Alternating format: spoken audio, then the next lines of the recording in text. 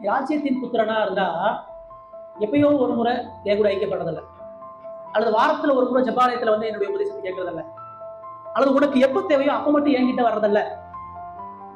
கிறிஸ்தவ புத்திரனா என்னுடைய பிள்ளையார்கள் சொன்னா அனுதினமும் என்னை சுவைக்கிறவனாக.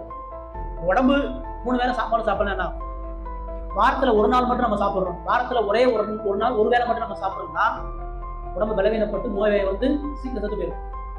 அனுதினமும் உன் வாழ்க்கையில இயேசுவோடு சம்பாசிக்கிறவனா இருக்கணும், இயேசுவோட பேசுகிறவனா இருக்கணும், இயேசுவை குறித்த சிந்தை உனக்கு இருக்கணும். பசிச்ச உடனே சாப்பாடை தேடி ஓடுற மாதிரி ஆத்ம வியாகுலத்திலையும் ஆத்ம கஷ்டத்தையும் ஆத்ம வெறுமையில இயேசுவின் இடத்துல ஓடிடணும்.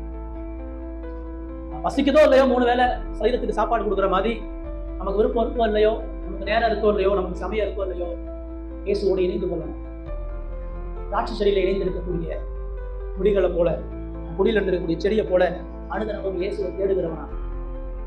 வாரத்துல ஒரு நாள் இயேசுவை தேடுறாங்க, நைட்டு இரவு நேரத்துல இயேசுவை தேடுறாங்க. அவங்க என்ன எப்பயுமே இயேசுவோட ஒரு இடம், வர்ற இடம், உட்கார இடம், குடும்பத்துல வேலை பார்க்குற இடம், காய்கறி வாங்குற இடம், நடக்கிற இடம், உட்கார இடம், எங்க போனாலும் ஒரு சிறிய ஜபத்தை, வேலை செய்யும் போது ஒரு ஜபம், இன்னொருத்தங்க பேசும்போது ஒரு ஜபம், வேதபூர்வமான சிந்தை. இது கடவுளுக்கு பிரியமா? நான் பார்க்கறது, நான் கேட்கறது இயேசுக்கு பிரியமா? நான் பேசுறது இயேசுக்கு பிரியமா? நான் கோவப்படுறது இயேசுக்கு பிரியமா? நான் வெளிப்படுத்தக்கூடிய இந்த சுபாவம் இயேசுவோட ஒத்துருக்குதான் அவன் ஆராய்ச்சி பார்க்கறேன், செக் பண்றேன். தினந்தோறும் பல்சு, ஹார்ட் பீட்டு நல்லா இருக்குதான்னு பாக்குற மாதிரி ஆத்ம நிலை இயேசு உண்மையா இருக்குதா அப்படின்னு பாக்குறேன். அதனால அந்த கூட்டத்தை சொல்றாரு, பரலோக ராஜ்யன்றது புளித்த மாவாக எண்ணெய் நீ அனுதினம் உட்கொள்றது. வாழ்க்கையுடைய ஆகாரம் நான் தான், வாழ்க்கையுடைய நிம்மதி நான் தான், சந்தோஷம் நான் தான். உன இந்த உலகத்துல ஆவிக்குரிய ரீதியில உயிர் வாழ வைத்துக் கொண்டிருக்கிறதுனால என்ன பற்றி குளிர்வனாக இருக்கணும்னு சொல்லி சொல்றாரு.